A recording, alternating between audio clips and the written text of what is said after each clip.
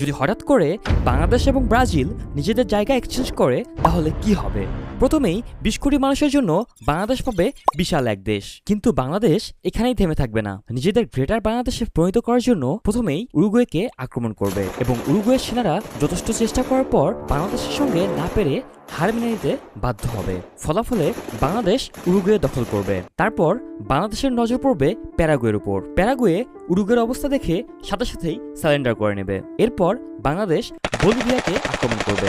Bolivia লড়াইয়ের চেষ্টা করবে, কিন্তু শেষমেশ হার স্বীকার করে নেবে। এদিকে বাংলাদেশের আক্রমণ আন্দাজ করতে পেরে আর্জেন্টিনা, চিলি এবং পেরু একসঙ্গে বাংলাদেশকে আক্রমণ করবে। বাংলাদেশ ৩ দেশের শক্তির কাছে একবার পিছু হটবে, কিন্তু থেমে না থেকে পরবর্তীতে আরো বীর সেনা যোগ হয়ে একসাথে ৩ দেশের সঙ্গে লড়াই করবে এবং শেষমেশ বিজয় ছিনিয়ে আনবে। আপাতত ৬টি দেশ দখল করে নেক্সট ভিডিও আসা পর্যন্ত বিশ্রাম করবে গ্রেটার বাংলাদেশ।